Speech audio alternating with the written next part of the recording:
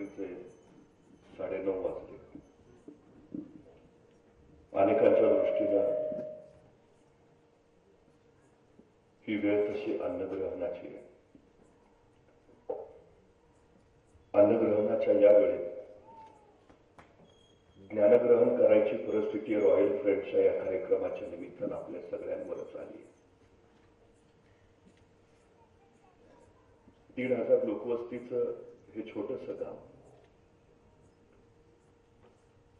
त्या गावातले काही तरुण एकत्र येतात, समाजासाठी काहीतरी करावं या भावनेनं प्रेरित होतात. एकसंगतेचा आणि समूहवादाचा पुरस्कार करीत त्याला रॉयल फ्रेंड्स नावाचं नामाभिमान देतात आणि तब्बल 7 वर्ष अखंडपणे कार्यरत राहत आजच्या दिवशी 7वा वर्धापन दिन साजरा करतात. या सगळ्या रॉयल्स फ्रेंडना या त्यांच्या 7व्या वर्धापन दिनानिमित्त मी मनपूर्वक शुभेच्छा देतो. आपलं कार्य उत्तरोत्तर असंच वाढत राहो, त्याची कीर्ती गरजत राहू अशी अपेक्षा व्यक्त करतो. खरं तर गाव लोकसंख्येने मोठं होत नाही, गाव आकाराने मोठं होत नाही, गाव पैशाने मोठं होत नाही. गाव मोठं होतं त्या गावात किती मोठी माणसं तयार झाली याच्यावर.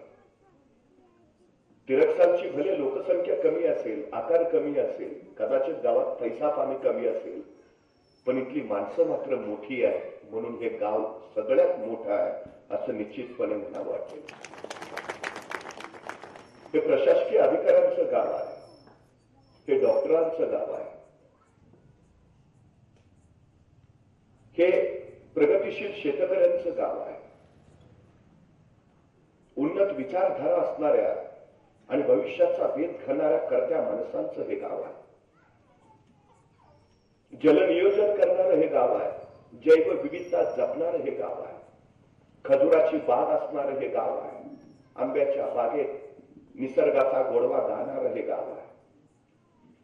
इतकी विविधता कदाचित महाराष्ट्रातल्या दुसऱ्या कुठल्या गावात नसेल. अमोल काटकर सारख्या एका मनस्वी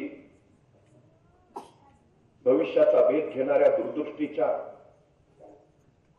नेतृत्वामुळे या नगरीच्या सरपंचताई, तंटामुक्त समितीचे अध्यक्ष असतील, इतर सर्व सन्मान्य आपल्या सगळ्यांच्या कष्टाच्या बळावर हे गाव मोठं होत आहे याचा खरं तर आपल्या सगळ्यांनाच अभिमान आहे.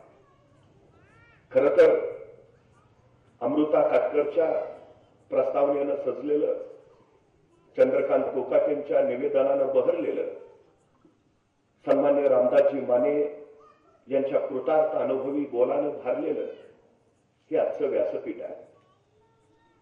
खरं तर अनेक लोकांचा समज असा आहे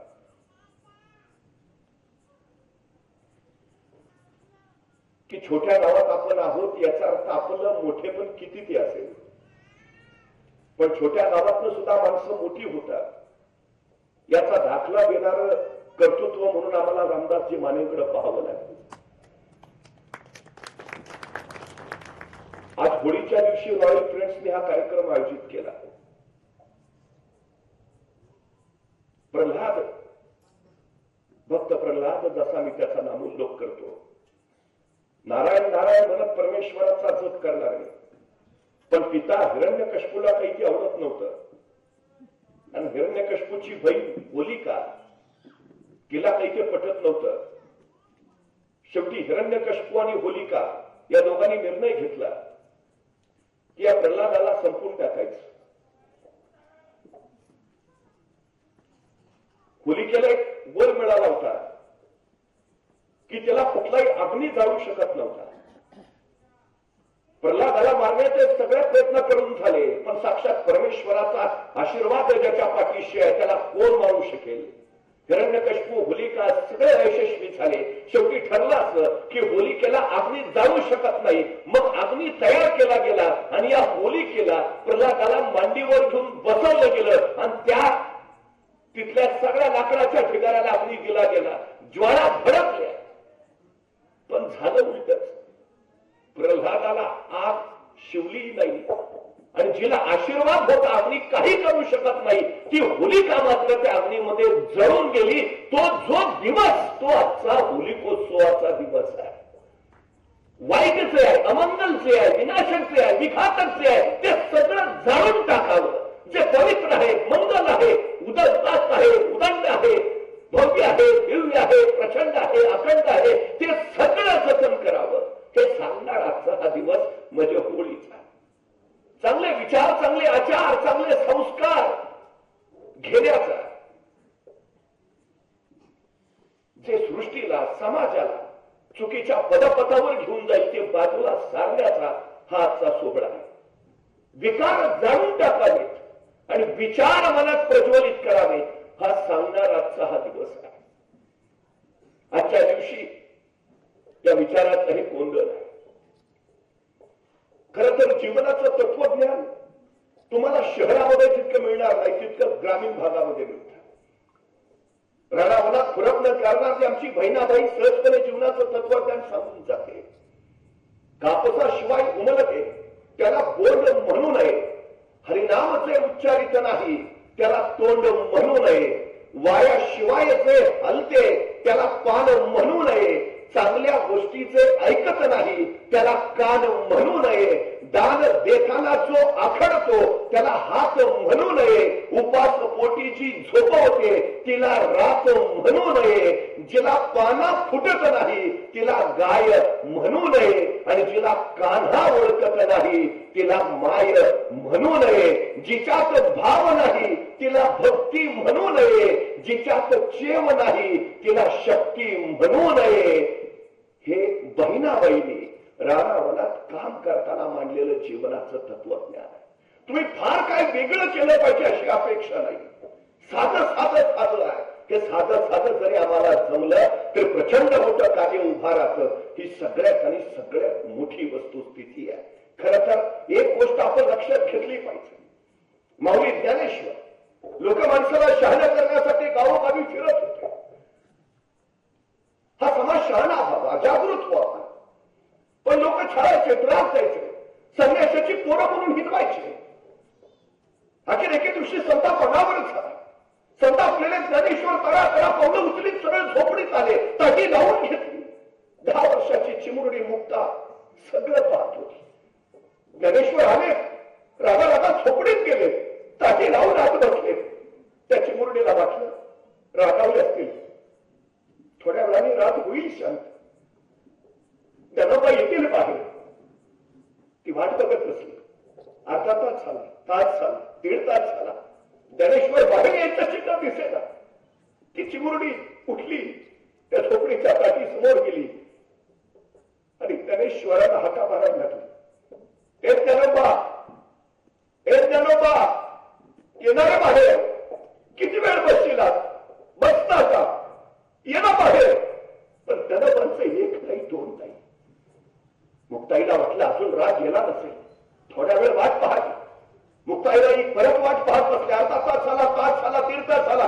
ज्ञानेश्वर यायचं चिन्ह नाही. मग ती चिमुरडी मुक्ता उठली, त्या ताटी समोर परत गेली, ताटीवर खपा मारायला लागली. एक ज्ञानू दादा, एक ज्ञानू दादा, येणारे बाहेर, किती किती आत्ता बक्षील आता, बस झाला ना, येणं बाहेर, येणारे.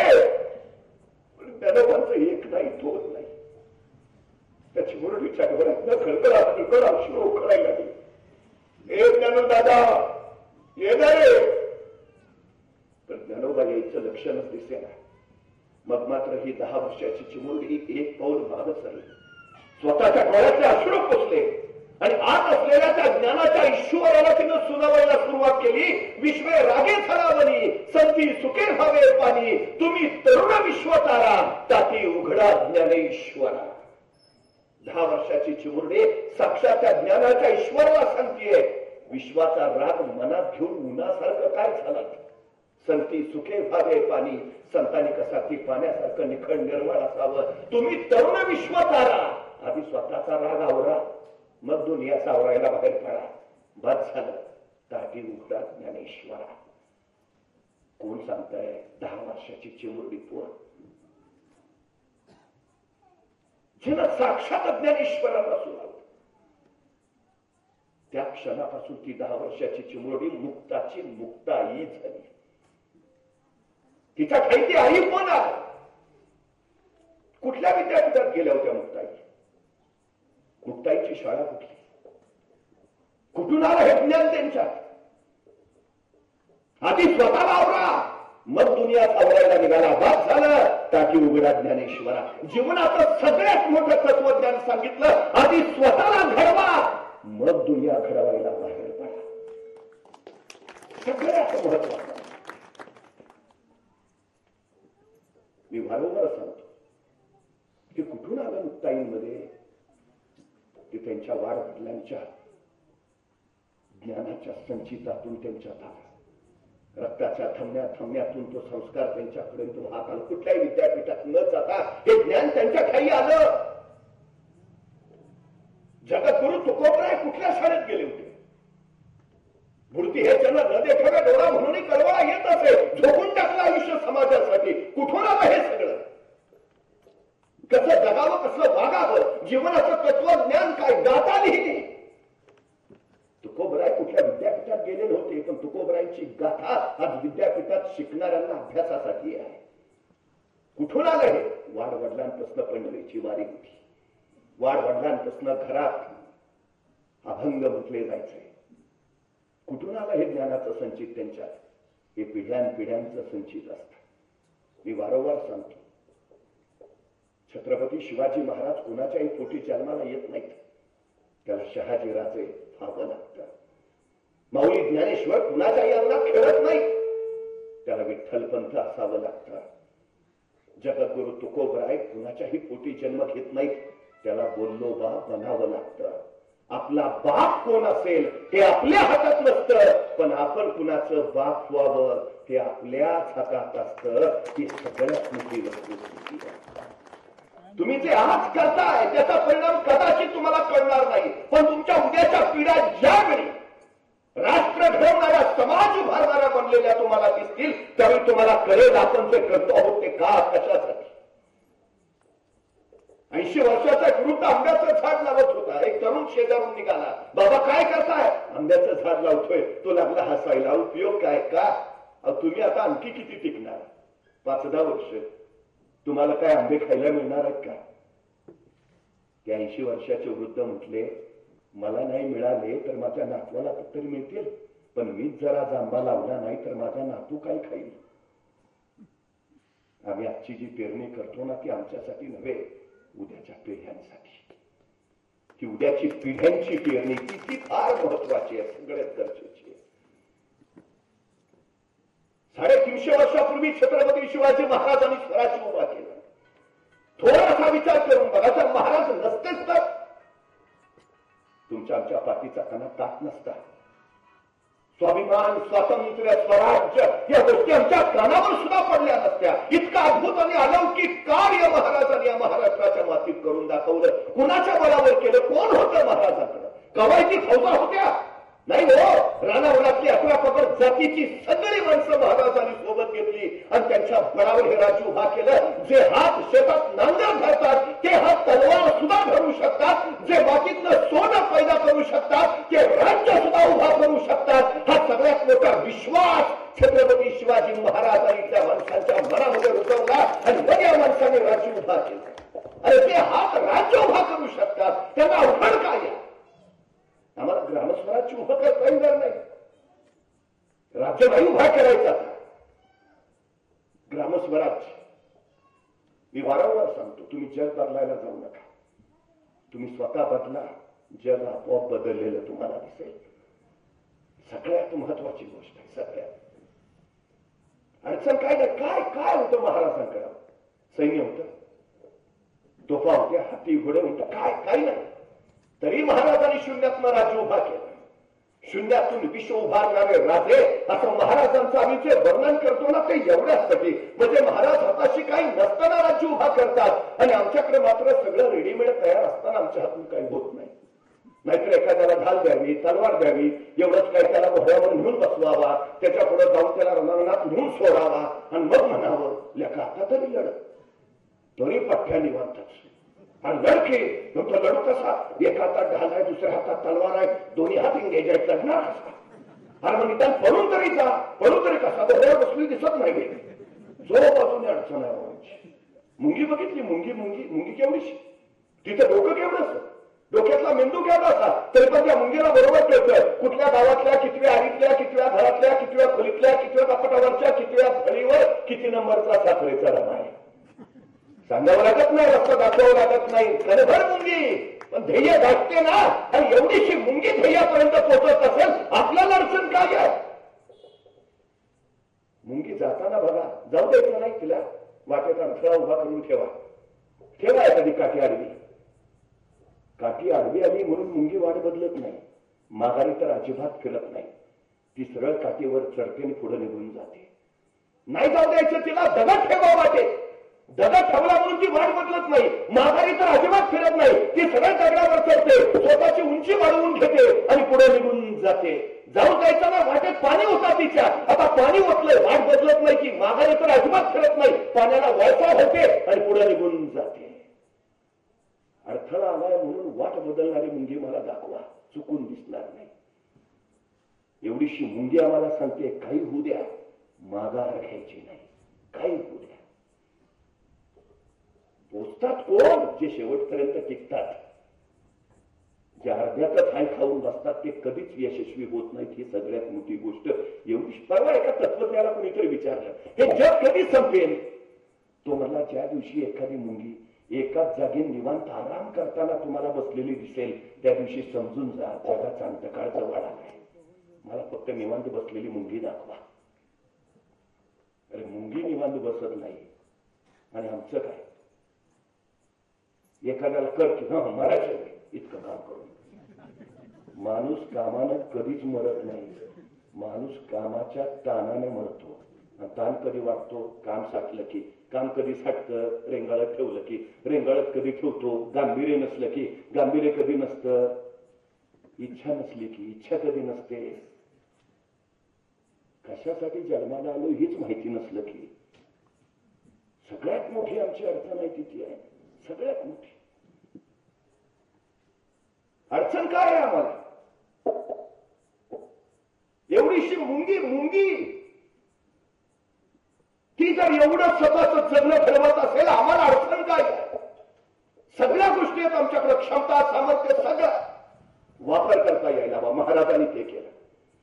18 पकड जातीची माणसं महाराजांनी पोरं गोळा केली. काय नाही महाराजांकडे, पण राज्य उभा करायचंय, ध्येय ठरलेला संपला विषय, सुरुवात झाली. हे नाही ते नाही, कारणच नाही. 13, 14, 15, 16 वर्षाची पोरं महाराज गोळा करायचे. दूरवर एखाद्या जंगलात जायचे. जंगलातल्या असल्या दाट झाडी त्या पोरांना तलवारबाजीचं, युद्धाचं शिक्षण, प्रशिक्षण द्यायचंय. पण कुणाला न कळत, कुणाला कळणार नाही अशा बेतानं. आणि आपल्या जंगलात आज काय चाललंय ते बाहेर कुणाला कळू नये म्हणून शिवबाराजांनी जंगलाच्या बाहेरच्या झाडावर एक पोऱ्या उभा केलेला असायचा. त्याला सांगितलेलं असायचं, कुणी अनोळखी माणूस येताना दिसला की तू नुसता खुनेचा आवाज कर. तुझा खुनेचा आवाज ऐकला की मी तलवारी शमशेर लपून ठेवतो आणि विटीदांडूचा खेळ चालू करतो, म्हणजे कुणाला कळणार नाही आपलं आज काय चाललंय ते. त्या दिवशी शिवबाराजांचा खेळ रंगात आला होता. आपल्या पोरांना तलवारबाजीचं, युद्धाचं शिक्षण, प्रशिक्षण दिलं जात होतं. त्यामुळे जंगलाच्या बाहेरच्या झाडावर एक खुनेचं पोरगं टेहणी करत बसलं होतं. त्याच वेळी त्याला दिसलं एक 15-16 वर्षाचं रांगणं पोरगं येताना. तसं खुनेचं पोर ठरवलं, नीट निरकून बघितलं, येणारा पोर अनोळखी वाटलं. तसं बसल्या जागेवरून त्यांनी हुबेहूब मोराचा आवाज काढला.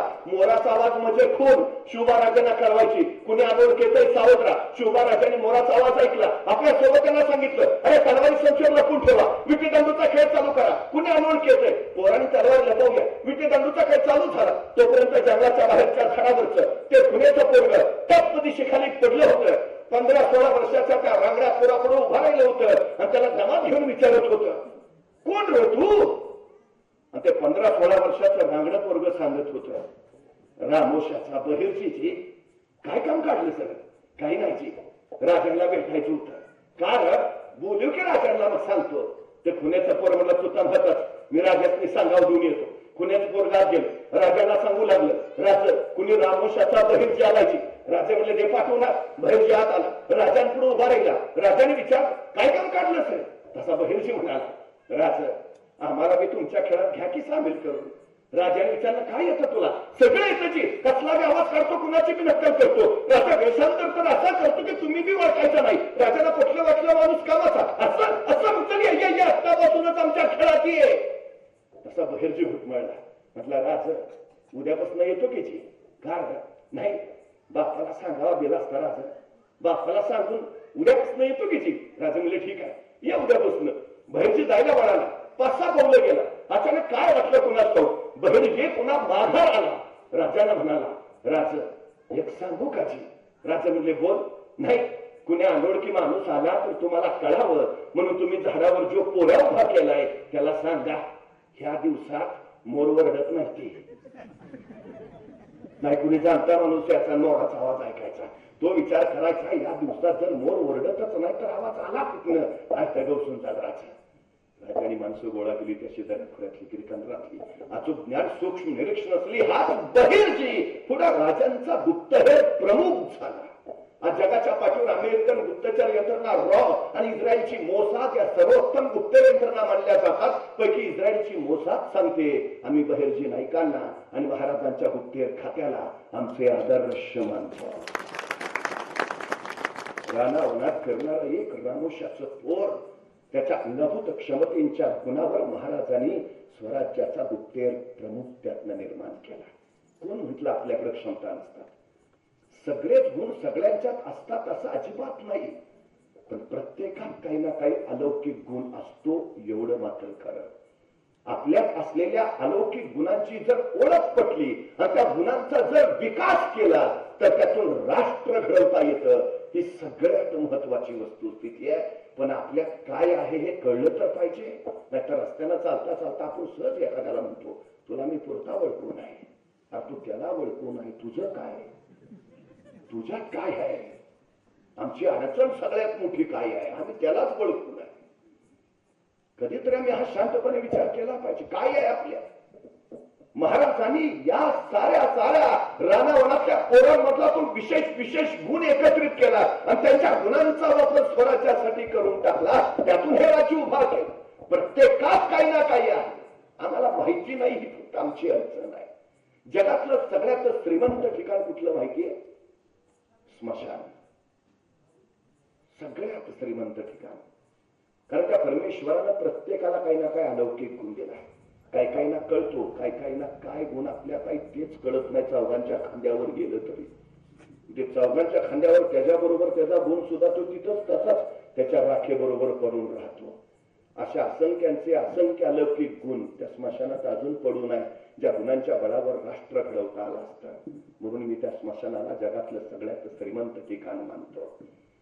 परमेश्वरानं तुम्हाला जर गुण दिलाय ना तर त्या गुणांचा जगासाठी वापर करणं हे सगळ्यात आपलं पहिलं कर्तव्य आहे. नाहीतर त्या नियंत्याचा तो अपमान ठरेल. तो सांगेल चूक झाली तुझ्यात हा अलौकिक गुण मी दिला होता. आम्हाला जर हात दिले तर त्या हातांचा वापर आम्ही करायलाच हवा. आम्हाला कान दिले तर आम्ही उत्तम ऐकायलाच हवं. आम्हाला डोळे दिले तर आम्ही उत्तमच बघायला हवं. आम्हाला जीभ दिली उत्तम बोलायला हवं. सामर्थ्य आहे जग घडवायलाच हवं. वापर करत नसला तर काही उपयोग नाही. अजिबात काही नाही. परवा मी रस्त्याच्या कडेकडे निघालो होतो. एका शेताच्या बांधावर एक शेतकरी निवांत बसला होता. त्याला म्हटलं काय निवांत बसलाय काय करत का नाही? म्हटलं म्हणजे काय? अरे म्हटलं जरा शेतीत काम कर. बरं म्हणला केलं का मग काय होईल? अरे म्हटलं मशागत चांगली होईल. बरं म्हणलं झाली मशागत चांगली मग काय होईल? अरे म्हटलं पेरलेलं चांगलं उगून येईल. बरं म्हटलं आलं चांगलं उगून मग काय होईल? अरे म्हटलं चांगलं उत्पन्न मिळेल.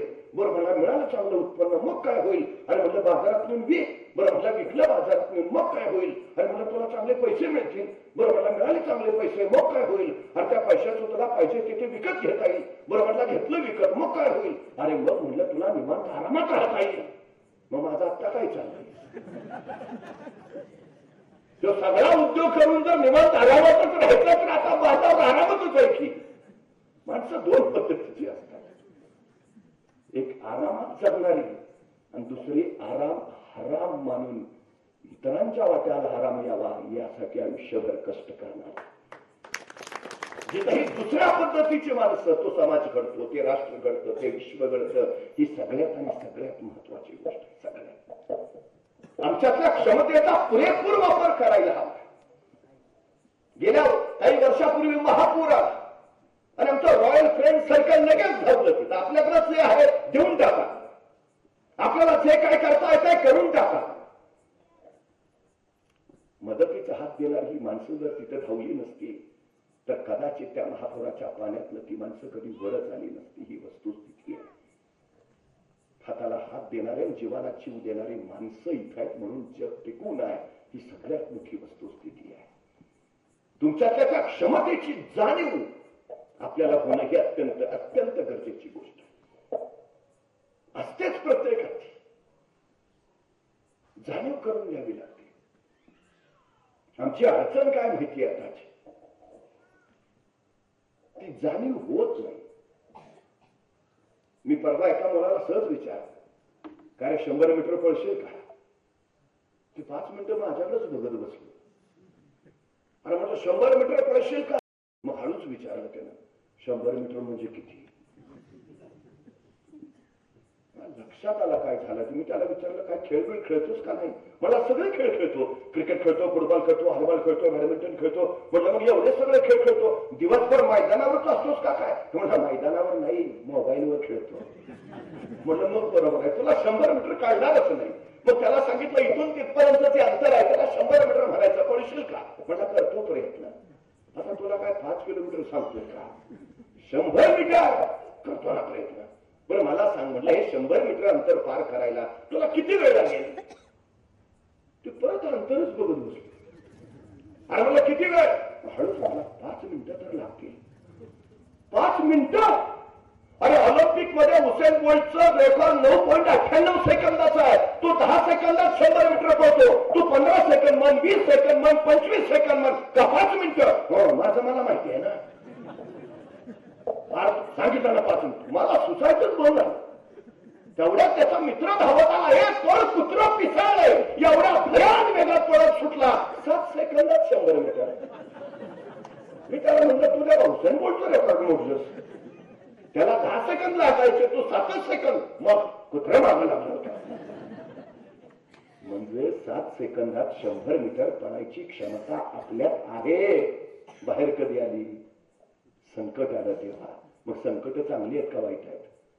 चांगली आहे. संकटांचं स्वागत करायला हवं. संकट तुम्हाला अडवायला येत नाही, संकट तुमची उंची वाढवायला येतात. संकट तुम्हाला रोखायला येत नाही, ती तुमच्यातली क्षमता बाहेर करतात. अडचणी तुम्हाला अडवायला येत नाही, त्यात ती तुमच्यातली कौशल्य बाहेर करतात. संकट, अडचणी, अडथळे यायलाच हव्यात, कारण त्यात तुम्हाला घडवतात. ही सगळ्यात आणि सगळ्यात मोठी वस्तुस्थिती आहे.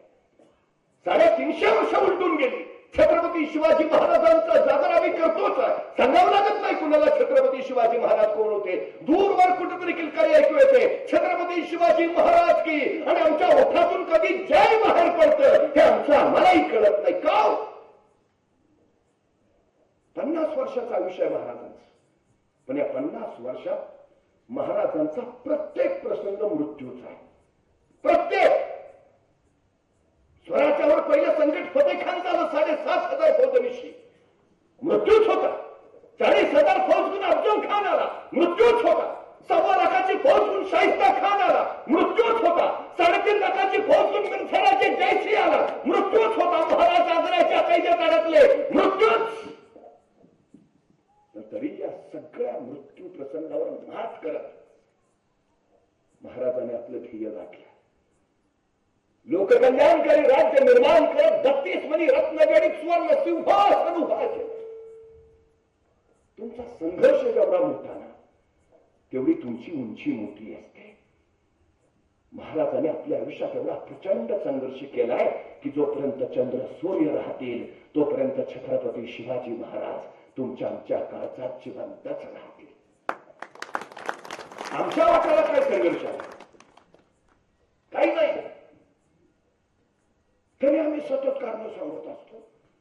काय झालं? आमची परिस्थिती नव्हती ना. तू गप. मला भयान राग येतो असल्या माणसांचा. आमची परिस्थिती नव्हती हो. परिस्थिती माणसाला घडवती नाही आणि परिस्थिती माणसाला बिघडवती नाही. माणूसच परिस्थिती घडवतो आणि माणूसच परिस्थिती बिघडवतो.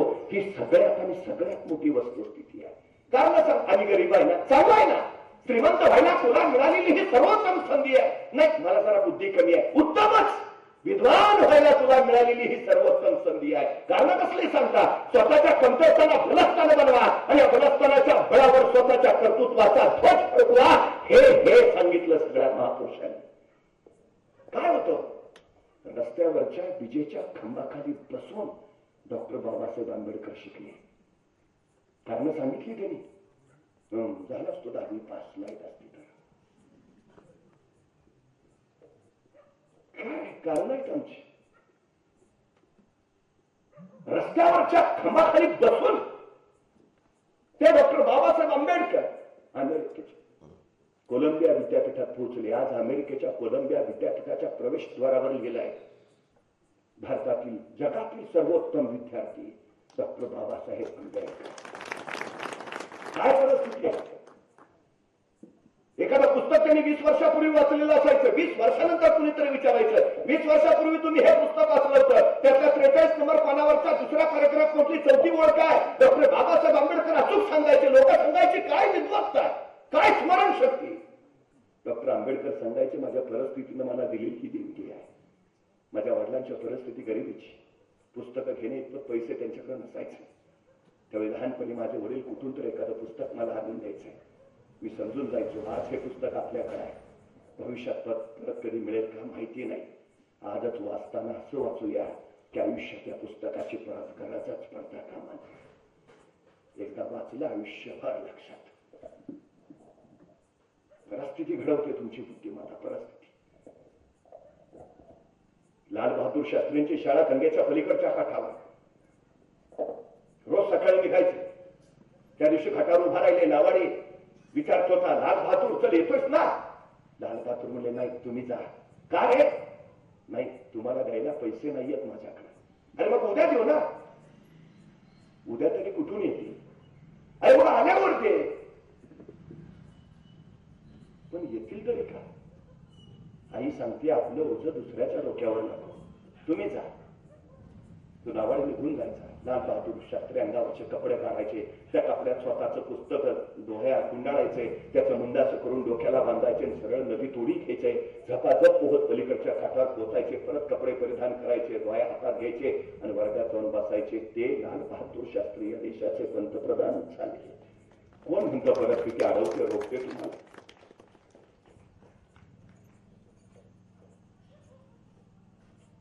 एपीजे अब्दुल कलाम रामेश्वरमला पेपर वाटायचं काम करायचं.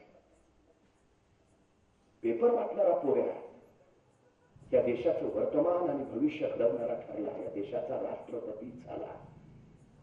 तुम्ही कोण आहात काही फरक पडत नाही. तुम्ही कोण होणार आहात ते फार महत्वाचं आहे. सगळ्यात महत्वाची गोष्ट आहे ती सगळ्यात. परिस्थितीचे कारण काय, गरज काय. रिहा बुलोज नावाची 11 वर्षाची चिमुरडी फिलिपाईन्स देशात शाळेच्या धावण्याच्या स्पर्धेत पहिली आली. घरी आल्यावर वडिलांना म्हणाले बाबा शाळेच्या धावण्याच्या स्पर्धेत पहिली आले. वडिलांना खूप आनंद झाला. खुशीत घेतलं, डोक्यावर हात फिरवला. अभिनंदन बेटा, खूप छान खूप छान. तशी ती चिमुरडी रिहा वडिलांच्या खुशीतनं बाजूला झाली आणि वडिलांना म्हणाली बाबा मी शाळेच्या धावण्याच्या स्पर्धेत पहिली आले ना, आता माझी राष्ट्रीय स्पर्धेसाठी निवड झालीय. वडिलांना आणखी आनंद झाला. बेटा खूप छान, अभिनंदन. तशी ती हळूच वडिलांना म्हणाली बाबा बरं आता मी राष्ट्रीय स्पर्धेत पळणार आहेत ना, मग मला धावण्याचे बूट लागतील. बाबा घ्या ना स्पोर्टचे शूज. वडील म्हटले घेऊया बेटा, जरूर घेऊया. या महिन्याचा पगार झाला ना की तुला धावण्याचे बूट जरूर घेऊया. त्या युवल्याच्या पोरीला केवढा आनंद झाला. धावत धावत सरावाला गेली. दिवस दिवस उलटले. राष्ट्रीय स्पर्धा 4 दिवसावर आली आणि त्या दिवशी ही चिमुरडी 11 वर्षाची तर मी ह्या वडिलांजवळ आली. बाबा स्पर्धा परवा तुम्ही मला स्पोर्टचे शूज घेतो म्हटले ना, कधी घेणार. घ्या ना बाबा. ते घालून 2 दिवस तरी मला सराव करायला हवा ना. सांगा ना कधी घेणार. पोरीचे बोल ऐकले वडिलांच्या डोळ्यात सुरू करायला लागले. पोराला कुशीत घेतलं आणि सांगितलं बेटा घ्यायचे होते का बुक तुला, पण त्याचा पगारच नाही आला आता.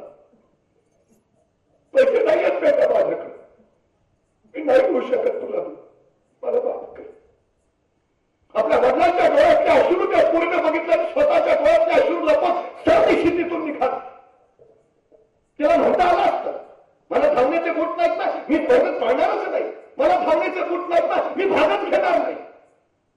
पण त्या पोरीने ठरवलं, बूट नसतील तरी मी पळेन आणि जिंकेन सुद्धा.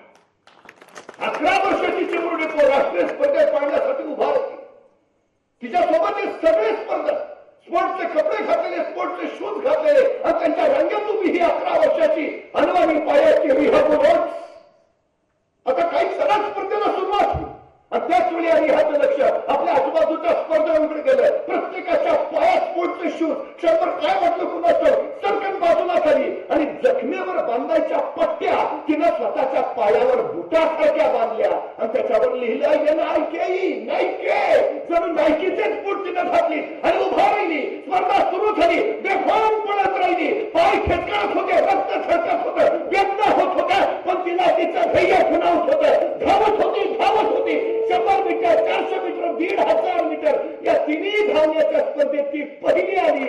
तिनं 3 सुवर्ण पदकं गमावली. 11 वर्षाची रिहा सांगते. परफॉर्मन्स बुटात नसतो, परफॉर्मन्स डोक्यात असतो. तुमच्या पायाला वेग तुमच्या बुटामुळे येत नाही, उरातल्या जिद्दीमुळे येतो. उरात जिद्द हवी, पायात बूट नसले तरी चालतील. जी कारण सांगतात ना, उपयोग नाही, उपयोगच नाही. 11 वर्षाच्या या चिमुरडीचं हे कर्तृत्व नायके कंपनीला कळालं. त्या पोरीनं जखमेच्या पट्ट्या पायावर बांधून शर्यत जिंकली आणि या बूट बनवणाऱ्या नायके कंपनीनं या 11 वर्षाच्या रिहाच्या पुढच्या आयुष्याचा सगळा खर्च उचलला. सगळा. तुम्ही ज्यावेळी नितांत श्रद्धेनं तुमच्या ध्येयाकडे धावत असताना सगळी सृष्टी तुमच्या पाठीशी उभा राहते. सगळी सृष्टी. तुम्ही सुरुवात तर करा. बघा सगळे पाठीमाला येत आहेत की नाही. येतात. ज्याला खरंच घडायचं आहे तो कुठल्या गोष्टीमुळे कधीच अडत नाही, ही सगळ्यात मोठी वस्तुस्थिती आहे. सगळ्यात आमच्या पोरांना ते सांगा. उगाच हे ते नका कारण सांगू. अजिबात नाही. काय पोरं तर इंग्रजी येत नाही या भीतीपोटी गाव सोडायला तयार नाही. अडचण काय? आमच्या अंदाजी मानाने अजून इंग्रजी येत नाही. 34 देश फिरून आले. कोण म्हणलं काय अडचण? पण तुम्ही शिकू का नाही शकत?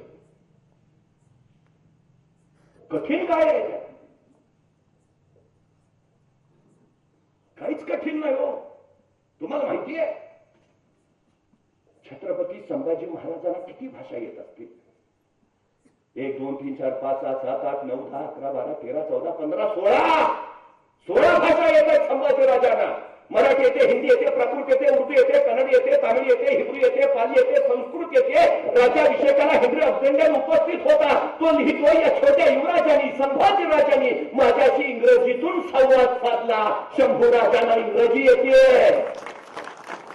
छत्रपती संभाजी महाराज की जय म्हणतो ना, आलं पाहिजे इंग्रजी. जय जिंकायचं आहे ना आपल्याला.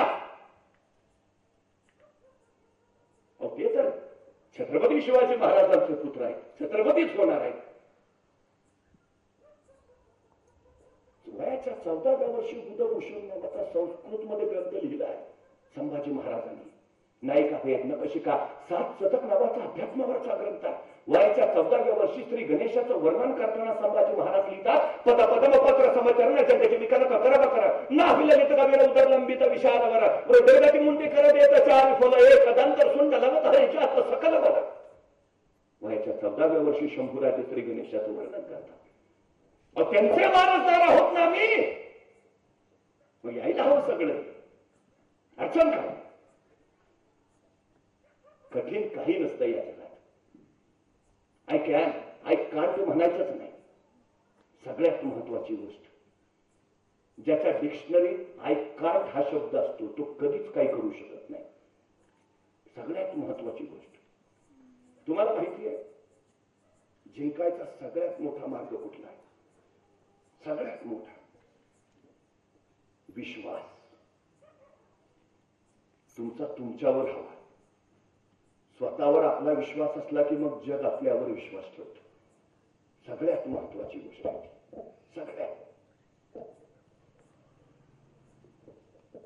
वर्धमानाने उभ्या आयुष्यात एकही लढाई केली नाही तरी आम्ही त्यांना महावीर म्हणतो. जो रण जिंकतो तो वीर आणि जो मन जिंकतो तो महावीर. आणि पराभव पहिल्यांदा रणात होत नाही, पराभव पहिल्यांदा मनात होतो. जी माणसं मनानं पराभूत असतात रणात जिंकूच शकत नाही, आणि जी माणसं मनाने जिंकलेली असतात रणात पराभूतच होऊ शकत नाही. रण जिंकायचं आहे ना, मन जिंकायला हवं. सगळ्यात महत्वाची गोष्ट मन. दोन मन असतात माणसाला, अंतर्मन आणि बहिर्मन. बहिर्मन निर्णय घेतं आणि अंतर्मन अंमलबजावणी करतं. काय निर्णय घेतला? डॉक्टर व्हायचा, तुम्ही फक्त घ्या. अंतर्मन कामाला लागतंय. या जगातली कुठलीही गोष्ट एकदा नव्हे दोनदा तयार होते. माझ्या पुढचा हा माईक एकदा नाही दोनदा तयार झालाय. पहिल्यांदा बनवणाराच्या मनात आणि नंतर प्रत्यक्षात. काय व्हायचंय तुम्हाला? आधी मनात व्हावं लागतं, मग प्रत्यक्षात. छत्रपती शिवाजी महाराजांनी स्वराज्य आधी मावळ्यांच्या मनात उभा केलं आणि मनातलं स्वराज्य मावळ्यांनी मग प्रत्यक्षात आणलं. हे सगळ्यात महत्वाचं आहे. मन फार महत्वाची गोष्ट आहे. एकदा एका कैद्याला फाशीची शिक्षा झाली. तत्कालीन काळात मृत्यूदंड द्यायचा म्हणजे फासावर चढवायचं, पण शास्त्रज्ञांना काही प्रयोग करायचे होते. म्हणून त्यांनी न्यायालयाला विनंती केली की या कैद्याला फासावर चढवून मृत्यूदंड देण्यापेक्षा त्याला विषारी सर्पाचा दंश देऊन मृत्यूदंड द्यावा. न्यायालयाने मान्य केलं. आणि मग ज्या दिवशी त्या कैद्याला मृत्यूदंड द्यायचा होता त्याच्या आदल्या दिवशी त्या शास्त्रज्ञांनी त्या कैद्याला सांगितलं, उद्या 11:30 वाजता तुला विषारी सर्पाचा दंश देऊन आम्ही मृत्यूदंड देऊ. आदल्या दिवसापासून त्या कैद्याच्या डोक्यात एकच, उद्या 11:30 वाजता आपल्याला विषारी सर्पाचा दंश होईल आणि आपला अवतार संपेल. दुसऱ्या दिवशी बरोबर 11:30 वाजता ते शास्त्रज्ञ जमले. आता काही वेळात आम्ही तुला विषारी सर्पाचा दंश देऊ आणि तू मरशील. त्या कैद्याचे डोळे बांधले आणि त्याला विषारी सर्पाचा दंश करण्याऐवजी शास्त्रज्ञांनी 2 टाचण्या घेतल्या आणि त्या कैद्याला टोचल्या. अर्ध्या तासात त्या कैद्याच्या तोंडातून फेस आला आणि पुढच्या 1.5 तासात त्याचं शरीर काळं निळं पडून तो मरण पावला. प्रत्यक्षात सर्प चावला होता का? नाही, फक्त टाचण्या टोचल्या होत्या. पण त्याच्या मनात काय होतं? मला विषारी सर्पाचा दंश होणार आहे आणि मी मरणार आहे. जगात सगळ्यात सामर्थ्यवान काय असेल तर तुमचं मन. या जगात दुसरा कुणी तुम्हाला बंधनं घालू शकत नाही. या जगात फक्त तुम्हीच तुम्हाला बंधनं घालू शकता. या जगात दुसरा कुणी तुम्हाला मर्यादा घालू शकत नाही. या जगात फक्त तुम्हीच तुम्हाला मर्यादा घालू शकता. या जगात दुसरा कुणी तुम्हाला पराभूत करू शकत नाही. या जगात फक्त तुम्हीच तुम्हाला पराभूत करू शकता. ही सगळ्यात मोठी गोष्ट आहे. या जगात दुसरा कुणी तुम्हाला विजयी करू शकत नाही. या जगात फक्त तुम्हीच तुम्हाला विजयी करू शकता. हे लक्षात ठेवा. ठरलं पाहिजे तुमचं, मनानं घ्या. बास, संपला विषय. मनासारखं दुसरं सामर्थ्यशाली काही नाही, काही. फक्त तुमच्या मनाने ठरवलं पाहिजे हे करायचं. होणार. सगळ्यात मोठी ताकद आहे ती, सगळ्यात मोठी. हे मन ठरवतं. आता एकदा विश्वास निर्माण झाला की या बिलीव्ह सिस्टीम मधनं आणखीन एक गोष्टीचा उगम होतो, ज्याला मी ऍटिट्यूड म्हणतो. दृष्टिकोन. प्रत्येक माणसाचा दृष्टिकोन वेगवेगळा असतो. तो कशावर तयार होतो? त्याच्या स्वतःच्या मनाच्या विश्वासावर तयार होतो. आता ह्या ऍटिट्यूडचे परत 4 प्रकार पडतात. पहिला प्रकार झिरो ऍटिट्यूड. एखाद्याला सांगा ते गावासाठी काहीतरी केलं पाहिजे, ग्राम स्वच्छता अभियानात तरी गाव आलं पाहिजे, पाणी फाउंडेशन मध्ये पण जमलं पाहिजे. हे झिरो ऍटिट्यूड वाल्याचा एकच विषय. सोपं आहे का? शक्य तर आहे का? मग आपलं काहीतरी बोलून काय अर्थ आहे का? त्याला काही सांगा, त्याची नकार घंटाच ठरलेली. माहिती घेणार नाही, तर्क करणार नाही, ज्ञान घेणार नाही, काय कुणी केलंय का बघणार नाही, त्याचा ठेका येतच. शक्य आहे का? झिरो ऍटिट्यूड ही नकारात्मकच माणसं. पण ह्याचा सगळ्यात मोठा तोटा काय माहितीये? जे करतोय त्यालाही हे करू देत नाही. म्हणजे एखाद्याला म्हटलं असेल ना, जरा गावासाठी काहीतरी करूया, तुमचं करूया की, पण मी एकटा येऊन काय करणार, बाकीचे नकोत का? मग आपण त्याला तिथंच ठेवतो, बाकीचे गोळा करायला जातो, बाकीचे गोळा करून मग त्याच्याकडे तो चल आता आलेच बाकीचे, मग आहेत की बाकीचे, मी नाही आले म्हणून काय होतंय? संपला विषय. झिरो ऍटिट्यूड, नकारात्मकता. त्याचा पुढचा एक प्रकार lower class attitude. Lower class म्हणजे एखाद्याला म्हटलं नाही, चल जरा गाव जैव विविधतेनं समृद्ध करायचं आहे. हो का? करा, अडचण काहीच नाही, आपली अडचणच नसते. तो जमणार नाही, मला नाही, तुम्ही करा.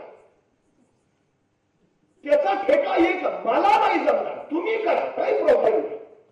म्हणजे छत्रपती शिवाजी महाराज जन्माला आलेच पाहिजेत, विषयच नाही, पण तुमच्या घरात, आमच्या डोक्याला ताप नको. हे लोअर क्लास ऍटिट्यूड. काय करायचं तुम्ही? सगळ्यात मोठी अडचण आहे. मग त्यांना म्हटलं नाही काय का करावं, गाडी बिडी तरी घ्या, ते तुम्ही, पण मला बसवा तुमच्या गाडीत, मी नाही घेणार. Lower class attitude. तिसरा प्रकार सगळ्यात मोठा आहे, एव्हरेज ऍटिट्यूड. करू प्रयत्न करायला काय अडचण नाही, झालं झालं, नाही झालं. हे एव्हरेज ऍटिट्यूड सगळ्यात घातक वर. नाही कशालाच म्हणणार नाही, पण करणार खायचं नाही, सगळ्यात मोठी अडचण आहे. म्हणजे नवविवाह काय करायला गेला तर ते शक्यच नाही. एक गाव असं होतं, त्या गावात एक डोंगर होता आणि त्या डोंगराकडे पिढ्यानपिढ्या कोण जातच नव्हतं. गावात वंदत अशी होती, कोणी त्या डोंगरावर चढूच शकला नाही आणि जो तो डोंगराकडे गेला तो कधी परतच आला नाही. त्यामुळे तो डोंगर वाळीत टाकल्यासारखा, तिकडं कुणी जायचंच नाही. पिढ्यानपिढ्याच्या डोक्यात एकच, जायचंच नाही. आणि एका 15 ऑगस्टला अमोल काटकरांच्या मनात काय आलं, त्यांनी लावली स्पर्धा, जो कुणी त्या डोंगरावर चढल त्याला 1 लाख रुपये बक्षीस. आता त्यांच्या बरोबरची ऍव्हरेज ऍटिट्यूड असणार, प्रयत्न करायला काय हरकत आहे. आधी अमोल काटकरांच्या बरोबर, बघू तरी काय होत आहे, बघू तरी काय होत आहे. परत काय सगळीच ऍव्हरेज ऍटिट्यूड असतात का? गावात लोअर क्लास पडलंय, झिरो ऍटिट्यूड वाली पडलंय. मग जी म्हातारी कोतारी झिरो ऍटिट्यूड वाली होती त्यांनी सुरू केलं, काय दुसरा उद्योग नाही का? झाडं लावले आणि काय बोललो का? खजुराची बाग केली आणि काय म्हणलं का? पण डोंगरावर चढायचा कशाला उद्योग काढलाय? कशाला विषयाची परीक्षा? तिकडं कोण गेलं नाही, गेलेलं परत आलं नाही, अजिबात त्या भानगडीत पडायचं नाही. हे झिरो ऍटिट्यूड वाला म्हातार वर्ग आपला पोरांच्या काय काय आई बापाने तर पोराला सांगितलं, हे बाबा हे काय केलं तरी चालेल, आयुष्यभर आम्ही जगातो,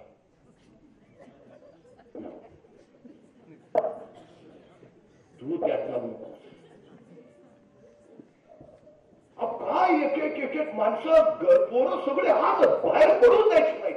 शेवटी गाव पंचायत बसली, काय तरी पोरने खेळ काढलं म्हणे, आतापर्यंत तिकडे कोण गेलं नाही, गेलेलं परत आलं नाही, विषयाची परीक्षा कोणी घेतली नाही, आता कशाला उद्योग नाही, चांगलं गाव सगळ्या बाबतीत पुढे निघाले, तिकडे पुढं तिकडे पुढं, स्वच्छतेत पुढे गेलं, आता कोणी हा उद्योग सांगितलाय काय नाही. पण ती पोरं काय ऐकणार, तर अमोल काटकर काय जमान्यानं स्पर्धा होणार. आता स्पर्धा होणार म्हटल्यावर त्यांच्या वेळी तरणी भान पोरं सगळी काय काय 15-20 झाली तयार. 15 ऑगस्टला स्पर्धा होणार म्हणजे होणार. सगळं गाव 15 ऑगस्टला परत पोरात, ऐका माझा, नका जाऊ, कोण गेला तो परत आला नाही, कशाला विषयाची परीक्षा, कोणी सांगितलंय का, काय गाडलंय का?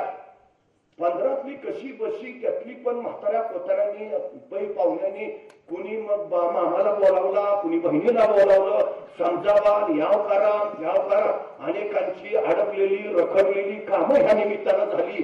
ते करत असला तर थांबतो, ते देत असला तर थांबतो. कशी तरी 5-6 पोरं फक्त तयार झाली. अमोल काटकरांचं काय स्पर्धा होणार, काय व्हायचं ते होते. 6 जण तयार, ते कुणाचं ऐकायलाच तयार आहेत. शेवटी स्पर्धा सुरू झाली. सगळं गाव बघायला, गाव आलंय बघायला, पण गाव बसतंय का? त्या वर चढणाऱ्या 6 लोकांना सांगताय, अरे ऐका, अरे नका जाऊ, या माघारी फिरा परत, कशाला विषयाची परीक्षा, कुणी सांगितलंय? ते 6 जणांवर ती मागणं दंगा चालूच. मग त्या वर डोंगर काढणाऱ्या 6 जणातल्या मागच्या दोघांची चर्चा सुरू झाली. काय असेल का खरंच?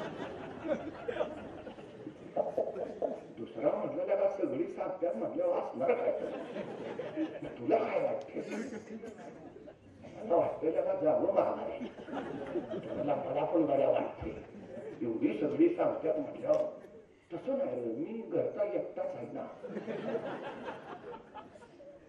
त्यांचं झालं ती दोघं कशीच मागच्या माग आता राहिली चार एका मागोमाग एक चाललेली खाल्लं गाव सगळं सांगते घरा माघारी कशाला उगाच ताप घेता या माघारी पोरं पुढंच खाल्लं दंगा चालू आहे तवरी चौघ तारा निघाले तेवढ्यात मागच्यातले एकदम धाडशी ठेच काढून खाली आपटलं दुसरं त्याला उचललं धोरण काय झालं काय कळू नका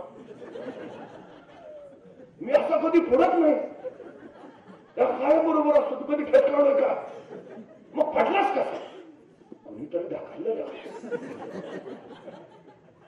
काहीतरी आहे बघू तर बरोबर दगड तर आहे का पुढं पडायचं का काहीतरी मग जातो मी आणि मग मी थांबून काय करू तेच उडी मारायला तशीच आता वर दोघच एक पुढून एक माग दोघच वर खाल्लं गाव उरडते हिरा माघारी ही दोघं वरच तेवढ्याचे 2 नंबर लावतो त्यानं एकदम वळून बघितलं त्याच्या मागं कोणच नाही अयो पडलो तर उचलाय कोणी नाही ते उतारलं सराट माघारी सुटलं आता एकटा घडी राहिलाय जो आपला वर डोंगराकडे निघालाय सगळं खाल्लं गाव उरडतंय अर्धे माघारी पट्ट्या काय मागं ओढून बघायला तयार नाही काही मिनिटं झाली बघता ते 1 नंबरचं जे होतं ते डोंगरावर पोचलं पण हातातला झेंडा तिथं रोवला आणि जिंकलो म्हणत सगळ्यांना हात फिरवायला लागलं खालच्या माणसांना काय कळेना अरे गेला लागा तो खाली उतारला यायला लागला तसं अख्खं गाव त्याचं अभिनंदन करायला धावायला लागलं निम्म्यापर्यंत खाल्लं गाव वरण शिकलेला ह्यो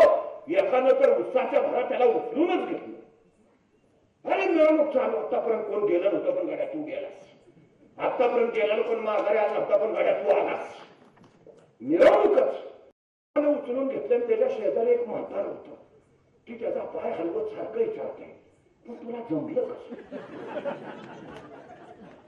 आतापर्यंत जो गेला तो परत आला नाही आणि कुणी तिथवर पोहोचला नाही तू पोहोचला कसा तू मला सांग तू गेला कसा ते लई जोरात पाय हलवायला लागलं मग जन त्याला उचलून घेतला तो म्हटला काका कोणाला विचारताय अहो ते बहिरा आहे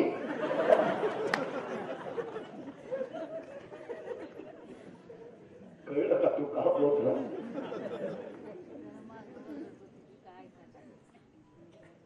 ती भैरव म्हणूनच गेलं आमची अडचण काय होती ते ऍव्हरेज ऍटिट्यूड वाले आहेत ना जे एखादं पेटलेलं असतंय त्याला पण फार बर्फ भरून टाकते याला काय तरी करतो सगळ्यात घातलं मी वारंवार सांगतो तुमचा एकदा ठरलं नाही एखादी गोष्ट करायची सरळ बहिरे होऊन जा तुमच्यावर विश्वास आहे ना तुमच्या कर्तृत्वावर विश्वास आहे ना संपला विषय बाकी कुणावर विश्वास ठेवू नका स्वतःवर विश्वास ठेवा कामाला नका पुढे सगळ्यात महत्वाची गोष्ट स्वतःच ऐकणे बस आणि मी वारंवार सांगतो जिथं प्रोत्साहन देणारी माणसं असतात तिथं माणसं कर्तृत्वान निपजतात आणि जिथं मागं ओढणारी माणसं असतात तिथं सगळी काही होत नाही काही उपयोग होत नाही तिथं ऍव्हरेज ऍटिट्यूड नको प्रयत्न करू नाही शेवटचा जो प्रकार आहे ना तो champion attitude champion I can't विषयच नाही मला जमणार नाही विषय तुला जमणार नाही मला जमणार हा चॅम्पियन ऍटिट्यूड मला एका प्रश्नाचं उत्तर आहे जंगलातला सगळ्यात ताकदवान प्राणी कोण हत्ती जंगलातला सगळ्यात वेगवान प्राणी कोण चित्ता जंगलातला सगळ्यात उंच प्राणी कोण जिराफ जंगलातला सगळ्यात चतुर प्राणी कोण कोल्हा आणि जंगलचा राजा कोण का ताकदवान हत्ती चतुर कोल्हा उंच जिराफ वेगवान चित्ता आणि राजा तो काहीच नाही ती उंच नाही तो चतुर नाही तो ताकदवान नाही तो वेगवान नाही तरी जंगलचा राजा का तुम्ही विचारलं नाही तू राजा का सी म्हणतो मला वाटतंय म्हणून तुमच्याकडे काय आहे काही नाही काही फरक पडत नाही तुम्हाला वाटतंय ना तुम्ही राजा संपला विषय हा विश्वास त्याच्यावर काही अवलंबून नाही तुमच्याकडे काय आहे काय नाही तुमचा विश्वास तुम्हाला वाटतं ना मी राजा आहे तुम्ही राजे आहात संपला विषय चॅम्पियन्स ऍटिट्यूड, चॅम्पियन्स ऍटिट्यूड जमणारच. जगातला सगळ्यात श्रीमंत माणूस कोण आहे आता? Elon Musk. जगातला सगळ्यात श्रीमंत. अमेरिका चालवतो, ट्रम्पलाही चालवतो तो. जन्माच्या श्रीमंती नाही त्याची. स्वतःच्या हिमतीवर स्वतःच्या आयुष्यात कमावलेले, एका आयुष्यात एका त्याच्या जवळपासही कोणी जगातलं दुसरं पोचत नाही, इतका श्रीमंत आहे तो. काय काय आहे त्याच्याकडे? तो विचार करताना 10 वर्षात मला काय करता येईल याचा आता विचार करतो. मला पुढच्या 10 वर्षात काय करता येईल लिहून काढतो. 10 वर्षात मला काय करायचंय, आणि एकदा लिहून काढलं मला पुढच्या 10 वर्षात काय करायचंय, लिहून झालं की मग परत बसतो हे 10 वर्षात जे करायचंय ते मला एका वर्षात कसं करता येईल. आधी काय 10 वर्षात काय काय करायचंय ठरलं, मग हे एका वर्षात कसं करता येईल. एका वर्षात का जगातला श्रीमंत आहे तो? आता किती वय असेल? 50-53. श्रीमंत पहिला माणूस आहे तो. त्यांनी पहिला विचार केला 2050 साली पृथ्वीच्या पोटातला पेट्रोल डिझेल संपेल, 2090 साली पृथ्वीच्या पोटातला गॅस संपेल, गाड्या कशाला पडतील. 2015ला त्यांनी इलेक्ट्रिक गाड्यांचं प्रोडक्शन सुरू केलं. 2015ला उद्या जगभर फक्त त्याच्याच गाड्या असतील, फक्त त्याच्याच. काय पुढचा दूरदृष्टी, पुढचा विचार. स्पेसएक्स नावाची कंपनी आहे. देश यान सोडतात अवकाशात. आम्ही ऐकलं होतं अमेरिकेचं यान गेलं, भारताचं यान गेलं. जगातला एकमेव माणूस आहे स्वतः यान सोडतो. युएस सरकारचं टायटन 4 नावाचं यान ज्या दिवशी सुटणार होतं त्याच दिवशी फाल्कन 4 नावाचं या एलॉन मस्कचं यान सुटणार होतं. युएस सरकारने सांगितलं तुमचं उड्डाण जरा 2 दिवस मागे ठेवा, आमचं यान आधीवर उडू द्या. एलॉन मस्क म्हणला तो सरळ पॅसिफिक आयलंडला गेला, तिथल्या सरकारची परवानगी लागली, सगळं उचललं, पॅसिफिक आयलंडला नेलं. ज्या दिवशी ठरलेलं त्याच दिवशी त्याच्या फाल्कनचं उड्डाण झालं. मला थांबायला वेळ नाही, वेळ कुठं अजिबात नाही.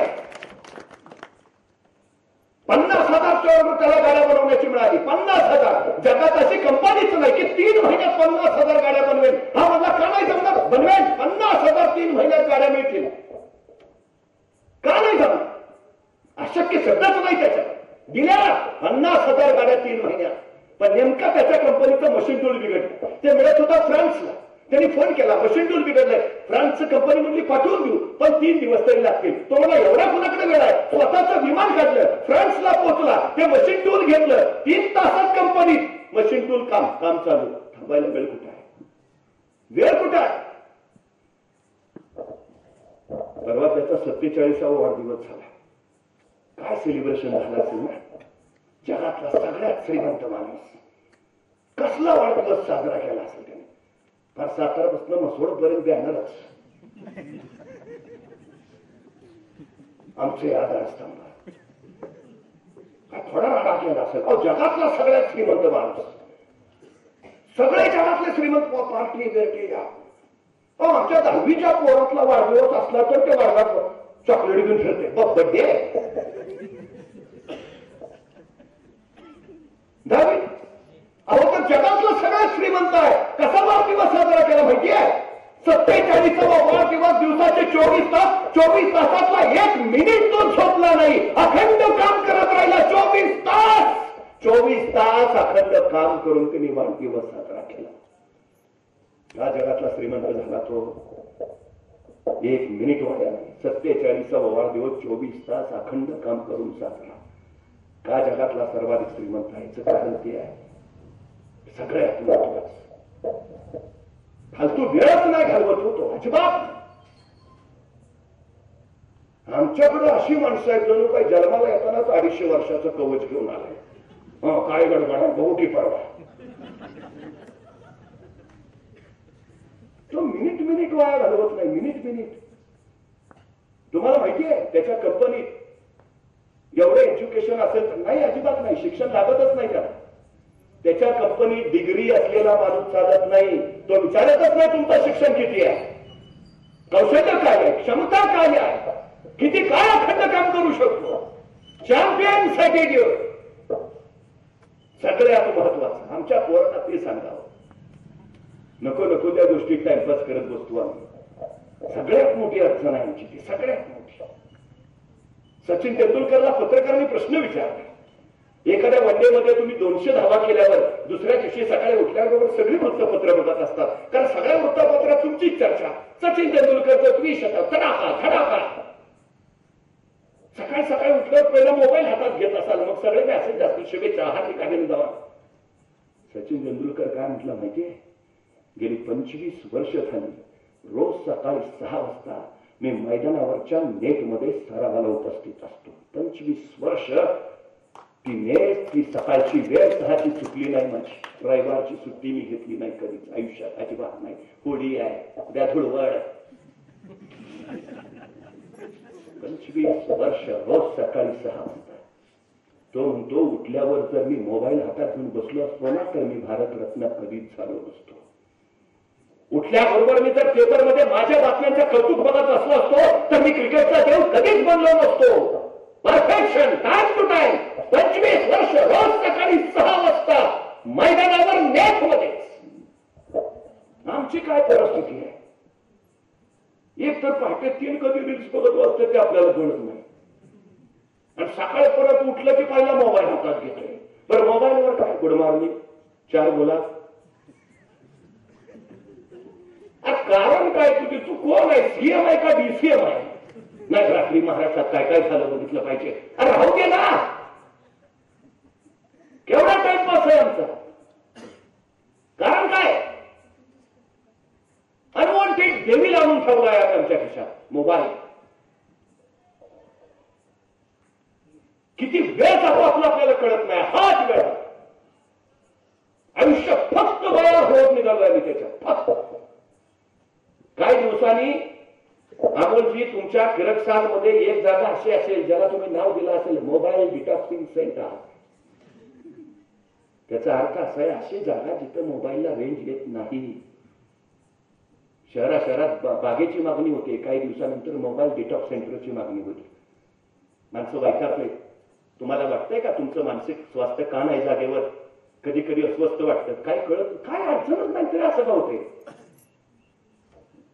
अनवॉन्टेड डेव्हिल मोबाईल तुमची मानसिक स्थिती खराब करत निघालाय, तुम्हाला कळत नाही. आणि गावाने नियम केलाय, रोज सकाळी संध्याकाळी 6 वाजता गावातले सगळे मोबाईल ऑफ होतात आणि रात्री 9ला ते चालू केले जातात. ज्येष्ठांपासून लहान पोरांपर्यंत एकही मोबाईलची रिंग 6 ते 9 या काळात त्या गावात वाजत नाहीत. पोरं अभ्यासालाच बसलेली असतात. सगळ्यात महत्वाची गोष्ट, मला एका प्रश्नाचं उत्तर द्या. ज्या आई बापाच्या हातात मोबाईल असेल त्या आई बापाची पोरं हातात पुस्तकं कशी घेतील? तुम्ही अपेक्षा कशी करणार? त्या गोष्टी आम्ही सुधारायला हव्यात, आम्ही करायला पाहिजे. एखादी ते नाकारता येणार नाही, बाजूला सारता येणार नाही. इथून पुढे तंत्रज्ञान वाढणारच आहे, पण त्याच्याही पेक्षा सगळ्यात महत्वाची गोष्ट काय आहे, त्याचा वापर कसा करावा, कशासाठी करावा हे कळायला हवं ना. आम्ही तो संस्कार कधी केलाय?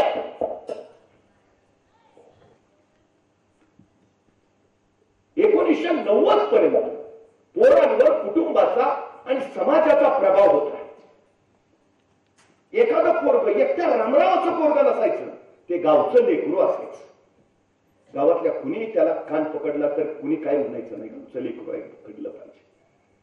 1990 नंतर खाजगीकरण, उदारीकरण आणि जागतिकीकरण या तिन्ही गोष्टीमुळे चंगळवाद प्रचंड मोठ्या प्रमाणात फोपावला आणि कुटुंबाचं असणारं पोरग एकुलकोंड झालं आणि समाजाचं लेकरू आता त्याच्या पुरतं झालं. व्यक्तिवाद वाढला, समूहवाद संपला. ही अलीकडची आमची सगळ्यात मोठी अडचण आहे. आता कुणी कुणाचं बघायला तयार नाही. शेजारी मरून पडला तर शेजारचा यायला तयार नाही, ही अडचण आहे सगळ्यात मोठी. कुठल्या परिस्थितीत आहोत आम्ही? याचं कारण आम्ही मोबाईलवर एकलकोंडे झालो. आम्हाला शेजाऱ्याकडे बघायलाच वेळ नाही, शेजारच्या घरात जायला वेळ नाही. एखाद्याचं लग्न पूर्वी गावाचा उत्सव असायचा, आता नाही ती भावना राहिली आमच्यात.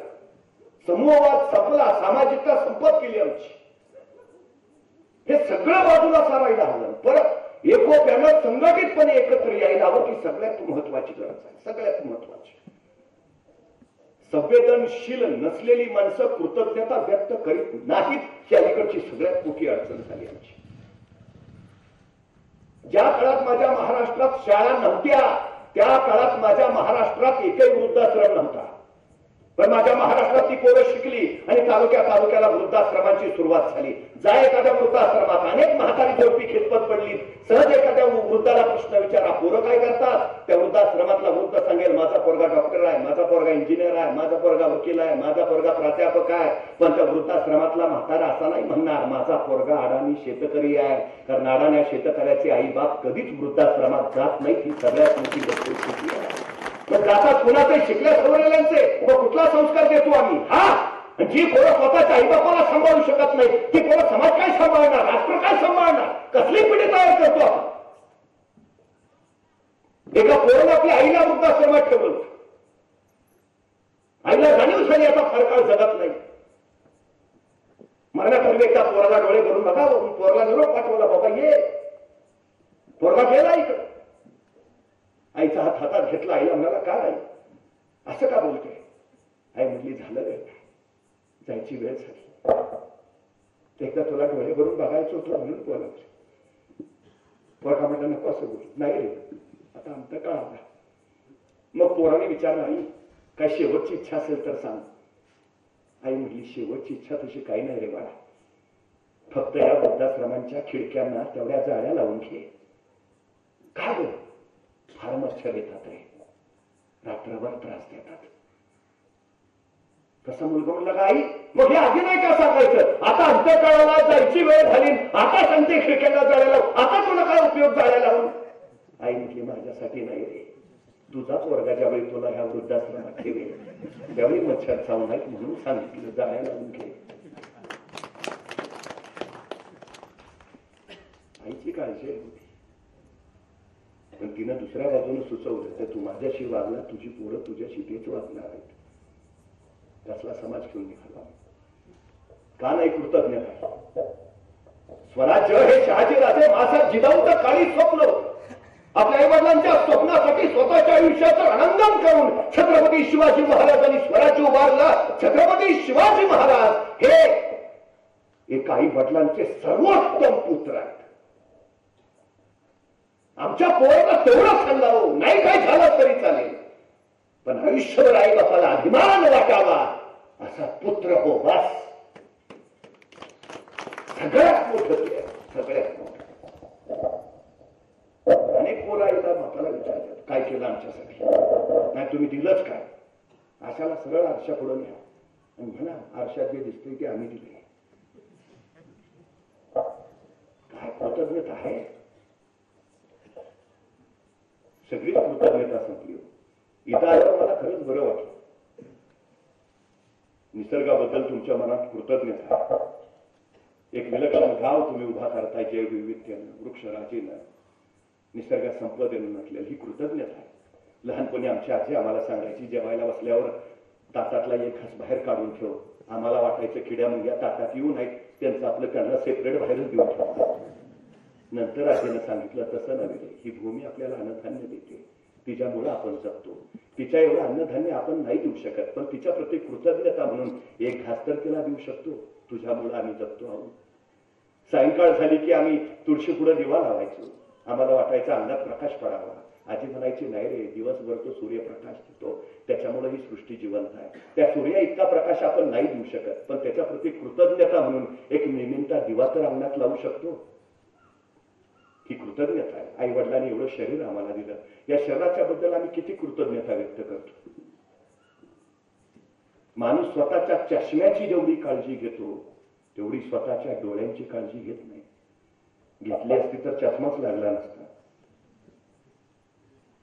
माणूस जेवढा स्वतःच्या मोबाईलची काळजी घेतो, तेवढी हृदयाची काळजी घेत नाही. मोबाईल चार्जिंग करायचा विसरला तर हृदय धाकटून धाकटून होतं. तुझ्या हृदयाला पण चार्जिंगची गरज आहे, ते बघितलंय का? 5000 किलोमीटर झाली की गाडी पहिली सातारला सर्व्हिसिंग केलं पाहिजे. आपल्यालाच लागते. अरे गाडीचं सर्व्हिसिंग कळतंय, शरीराचे सर्व्हिसिंगचं काय? तिची सर्व्हिसिंग महत्वाची आहे ना. केलंय कधी?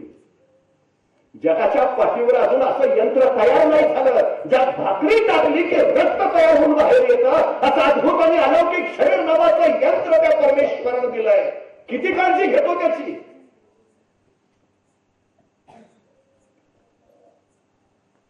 एखादा डोळा बाद होतो माणसाचा, आता नवा डोळा बसवता येतो. एका नव्या डोळ्याची किंमत आहे 10 लाख रुपये. 2 डोळ्याची किंमत झाली 40 लाख 20 लाख. माणसाला बायपास होते, हार्ट अटॅक येतो, बायपास करावी लागते. बायपास करणं म्हणजे हृदयाची खराब झालेली रक्तवाहिनी काढायची, तिच्या जागी दुसरी चांगली रक्तवाहिनी जोडायची. या शस्त्रक्रियेला खर्च येतो 3 लाख रुपये. म्हणजे आमची खराब झालेली एक रक्तवाहिनी केवढ्याला पडली? 3 लाख रुपयाला. आमच्या हृदयाजवळ मुख्य 3 रक्तवाहिन्याबरोबर एकूण 1 लाख रक्तवाहिन्यांचं जाळं आहे. एका रक्तवाहिनीची किंमत जर 3 लाख तर 1 लाख रक्तवाहिन्यांची किंमत किती झाली? 2 किडन्या दिल्यात आम्हाला. माणसं नको ते अपेयपान करतात, किडन्या बाद होतात, माणसं डायलिसिसवर जातात. डॉक्टर सांगतात जगायचं असेल तर किडनी बदलून घ्या. आता किडनी बदलून मिळते. आता नव्या किडनीची किंमत आहे 40 लाख. 2 किडन्याची किंमत झाली 80 लाख. म्हणजे आमच्या डोळ्या 20 लाखाचे, आमची रक्तवाहिनी 3 लाखाची, किडन्या 80 लाखाच्या. असा जर शरीराच्या अवयवाचा हिशोब केला तर शरीराची किंमत जाते कोट्यावधी अब्जावधी रुपयांच्या पुढं. अरे परमेश्वरानं जन्माला घालताना ही अब्जावधी रुपयांची शरीर नावाची इस्टेट देऊन पाठवलं. ही इस्टेट जपाना कुठल्या प्रॉपर्टीच्या मागे लागतो आपण? सांगा ना आमच्या पोरांना. वाईट वाटतो. तोंडात गुटखा खाऊन पिचकाऱ्या मारत रस्त्यावर उभा राहणारी नवी पिढी बघितल्यावर वाईट वाटतं. घरच्यांची नजर चुकून बाहेर जाऊन सिगारेट फुकणारी पोरं बघितल्यावर. पार्टी म्हणजे दुसरं काय असतं?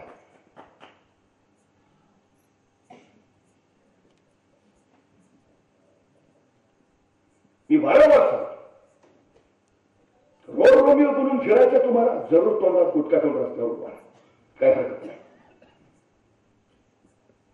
दादा व्हायचा, गुंडापणा करायचा, जरूर सिगारेटी फुंकत उभा राहा, काही अडचण नाही. खून करायचा, कुणाचा मर्डर करायचा, जरूर दारू पी, अडचणच नाही. पण ठरवून काय करायचं ते. पण जर तुला डॉक्टर व्हायचं असेल चुकून हात लावायचा नाही.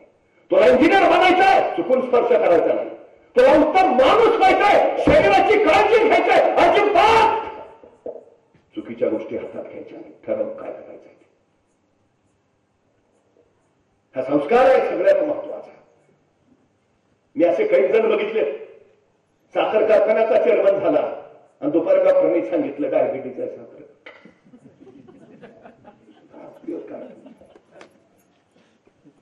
उपयोग काय? ऐश्वर उभा केलेली लोक बघितली, तो पण भोगायला ते शिल्लक नाहीत. शरीरासारखी दुसरी संपत्ती नाही. बाकी नाही प्रॉपर्टी उभा केली तरी चालेल, शरीर नावाची संपत्ती जपली पाहिजे. बापाच्या खांद्यावर पोरांची प्रेत यायला लागली. कुठला समाज, कशी अवस्था आहे? उद्याची पिढी घडवायची जबाबदारी आमच्यावर. मला कौतुक या गोष्टीचं आहे, रॉयल फ्रेंड्स, की ही भावना या वयात निर्माण होणं फार महत्वाची आहे. आपण काहीतरी दुसऱ्याचं देणं लागतो, आपण काहीतरी समाजाचं देणं लागतो, आपण काहीतरी केलं पाहिजे. ही फार मोठी उर्मी आहे. ते किती कमावत असतील मला माहित नाही, काय करत असतील मला माहित नाही, पण ही भावना फार मोठी आहे की काहीतरी केलं पाहिजे. बस तुम्ही खरंच भाग्यवान आहे, अशी पोरं तुमच्या गावात. रॉयल राजा आहेत, कोणी सांगायची गरज नाही. का राजा आहे आपल्याला वाटतं म्हणून राजा आहे, हा विश्वास आहे. मी नेहमी जाता जाता एक गोष्ट सांगतो. एक छोटस खेडेगाव होतं. त्या खेडेगावात आई तिचा छोटासा मुलगा. एके दिवशी मुलगा शाळेतून घरी आला. आईला म्हणाला, आई मी उद्या जत्रेला जाणार आहे. मुलगा जत्रेला जाणारा म्हणतात, आईच्या काळजात चर्र झालं. चर्र एवढ्यासाठी झालं की मुलगा जत्रेला जाणार म्हणजे त्याच्या हातावर किमान 10 रुपयाची नोट तरी ठेवली पाहिजे. त्या माऊलीला काय कळेल, आपलं घर गरिबीचं, आपल्या वंशाची दुःखच होतं. पोराला जत्रेसाठी 10 रुपये द्यावे कुठून, ते आणावे कुठून? ती माऊली विचार करत राहिली. शेवटी तेवढीतलं खुरपं घेतलं आणि दुसऱ्याच्या शेतात खुरपायला भांगलायला गेली. दिवसभर फरकनं भांडण केलं, दिवसभर राबली, काबाड कष्ट केले, संध्याकाळी रोजगाराचे पैसे हातावर पडले तर प्रसन्न मनानं घरी आली. आता विश्वास होता पोराला जत्रेसाठी 10 रुपयाची नोट देता येईल. पोरग शाळेतून घरी आला, आईला म्हणाल, आई मी संध्याकाळी लवकर झोपतो, उद्या लवकर जत्रेला जायचं, मला पहाटे लवकर उठव. पोरगा जेवून रात्री झोपी गेला, पहाटे लवकर उठला, आईला उठवलं, आईला सांगितलं लवकर भाकरी टाक, आंघोळ करून येतो, जत्रेला जायचं. मुलगा आंघोळीला गेला, आई चुली पुढे गेली, लालबुंद फुललेल्या निखाऱ्यावर तिनं भाकरी भाजायला सुरुवात केली. त्याच लालबुंद निखाऱ्यावर तिनं दुधाचं पातेलं ठेवलं. तोपर्यंत पोरगा आंघोळ करून परत आलं, ताटावर येऊन बसलं. आईला म्हणाला, आई लवकर वाढ, उशीर होतोय. आईनं लालबुंद फुललेल्या निखाऱ्यावरची भाकरी काढली, मोडली दुमडली, पोराच्या थाळीत टाकली. तोपर्यंत पोराच्या रडी घुमली, आई लवकर उशीर होतोय. आईने इकडे तिकडे बघितलं, लालबुंद फुललेल्या निखाऱ्यावरचं दुधाचं पातेलं सुद्धा गरमागरम लालबुंद झालं होतं. उचलायला काहीतरी होतं पण सापडत नव्हतं. पण पोराच्या रडी पुन्हा घुमली, आई लवकर उशीर होतोय. शेवटी आईनं विचार नाही केला, तशाच रिकाम्या बोटाने त्या गरमागरम लालबुंद पातेलं उचललं. चांगला दिशे चटका बसला, कळ फार मस्तकात छिंची नडून गेली, डोळ्यातनं खळ दिशा सुरू सुटला. चटका सोचले ना, हात झटक्यात मागा आला, पदरात गुंडाळला गेला. पण तोपर्यंत पोराच्या रडी घुमली, आई लवकर वाढ, मला उशीर होतोय. आईनं भाजल्या बोटांचा विचार नाही केला, त्याच भाजल्या बोटाने त्या गरमागरम लालबुंद पातेलं पुन्हा एकदा उचललं. पुन्हा एकदा चांगला दिशे चटका बसला, कळ फार मस्तकात थेट करत गेली. पण घट्ट धरलं पातेलं. सगळ्या वेदना सोसत तिनं पोराच्या थडीत दूध ओतलं. दूध ओतताना पोरानं बघितलं, आईच्या डोळ्यात न पाणी येत आहे. पोरग मान खाली घालून दुधात भाकरी कुस्करून निमूटपणे जेवायला लागला. पोराचं जेवण झालं, पोरग जत्रेला निघाल. आईनं कुशीत घेतलं, डोक्यावरून हात फिरवला, त्याला सांगितलं नीट जा, नीट ये, फार वेळ थांबू नको, अंधार पडायच्या घरी ये. काकोटीला ठेवलेली 10 रुपयाची नोट काढली, पोराच्या हातावर दिली, सांगितलं काहीतरी खायचं, काहीतरी घ्यायचं, उपाशी राहू नकोस. पोरग 10 रुपयांची नोट घेऊन जत्रेला गेलं. दिवसभर जत्रेत रमलं. घरघर फिरणाऱ्या पाळणे बघितली, जिलेबी बघितली, बाताशी बघितली, खेळणी बघितली, हरपून गेलं, बहरून गेलं, आनंदून गेलं जत्रेत. संध्याकाळी अंधार पडायला लागला, पोरग घरी परतायला लागलं. आई जराशी वाट बघत होती, पोरग लांबून येताना दिसलं. आईला हायसं वाटलं, लगबगीनं जवळ गेली, पोरला कुशीत घेतलं, डोक्यावरून हात फिरवला. त्याला विचारलं काय काय बघितलं जत्रेत? पाळण्यात बसलास का? जिलेबी घेतलीस? काय खेळणी घेतलीस? 10 रुपये दिले होते तुला, काय केलंस त्याचं? तसा पोरगा आईच्या खुशीतनं बाजूला झाला. सांगतो तरी, आई म्हणली सांग ना लवकर, काय केलंस त्या 10 रुपयांचं? तसं पोरगा आईला म्हणाला, आई डोळे मीठ. आई म्हणली का रे? नाही डोळे मिट आधी. आईने डोळे मिटले. हा मिटले डोळे, आता दाखव बघू काय आणलंयस त्या 10 रुपयांचं. तसं पोरगा आईला म्हणाला, आई डोळे मिठा, मीठ घट्ट उघडायचं नाही अजिबात. आई म्हणली होय बाबा, मिटले डोळे घट्ट, आता दाखव बघू काय आणलंयस त्या 10 रुपयांचं. आणि त्या 10 रुपयांचं काय आणलंय हे दाखवायला पोरानं खिशात हात घातला आणि खिशातून आणलेली 10 रुपयाची सांडशी काढली आणि आईच्या हातावर ठेवली. त्या सांडशीचा सहज स्पर्श त्या माऊलीला झाला आणि डोळ्यातनं खळखळ अश्रू ओकळायला लागले. पोराला कोणीने कुशीत कवटाळून ते म्हणाले, धन्य झाली कुस माझी, तुझ्यासारखं पोर या कुशीत जन्माला आलं आणि दिवसभर जत्रेत फिरला असशील. कृपया म्हणून एखादं खेळणं घ्यावंसं वाटलं असेल, पाळण्यात बसावंसं वाटलं असेल, अरे भूक लागली असेल, पोटाला काहीतरी खावंसं वाटलं असेल. पण पोरग दिवसभर जत्रेत वनवन करत फिरलं. ते काळजाचा चटका घेऊन माझ्या आईच्या हाताला चटका बसलाय आणि माझ्या आईच्या हाताला चटका बसू नये ते येताना 10 रुपयाची सांडशी घेऊन आले, ज्याला आम्ही कैची पक्कड म्हणतो. आमची पोरं काय करतात? दुनियेच्या जत्रेत रमतायत नुसती, काळीच्या हाताला चटका बसू नये म्हणून काय करतायत? कारण ज्या पोरांना आईच्या हाताला बसणाऱ्या चटक्यांची जाण असते, त्याच पोरांना मातीला बसणाऱ्या चटक्यांची जाण असते आणि त्याच पोरांना समाजाला बसणाऱ्या चटक्यांची जाण असते. छत्रपती शिवाजी महाराज तसे होते, ज्यांना आईच्या चटक्याची जाण होती, ज्यांना मातीच्या चटक्याचं भान होतं, ज्यांच्या ओठावर स्वराज्याच्या प्रगतीचं गाण होतं. मला कौतुक त्या गोष्टीचं आहे की या रॉयल फ्रेंड्सला ती जाणीव आहे आईच्या, मातीच्या, समाजाच्या चटक्याची. तर त्याच्या ओढ्यातून स्वाभिमान भरला पाहिजे. डॉक्टर बाबासाहेब आंबेडकरांचं नाव भीमराव, त्यांच्या आईचं नाव भीमाई. माहेरला गेली, तिथं काहीतरी बोलाचाली झाली, ठरवलं परत जायचं नाही माहेरला. माहेरला बोलायला आणि या भीमाईनं सांगितलं, जोपर्यंत अंगणात नोटांचं वाळवा घालण्यासारखी ऐपत माझ्या काही येत नाही, कपडे वाळत घालावे जोपर्यंत माझ्या अंगात मी नोटा वाळत घालत नाही, तोपर्यंत मी परत येणार नाही. काय स्वाभिमान असेल. आपल्या पोराला असं घडवलं की त्या पोरानं घराच्या अंगणात नोटाचं वाढवण घातलं. हा करारीपणा असतो, हा स्वाभिमानीपणा असतो. अडचण काहीच नाही, सगळं करता येतं. या पोराच्या हल्ल्यामध्ये आपण तो विश्वास भरला, याचा मनस्वी आनंद आहे. त्या रॉयल फ्रेंड्सच्या सगळ्यांना मनपूर्वक शुभेच्छा देतो. 7व्या वर्धापन दिनानिमित्त त्यांना मनस्वी सुयश चिंतित हो. आपले असेच अखंड वर्धापन दिन होत राहूत अशी अपेक्षा व्यक्त करतो.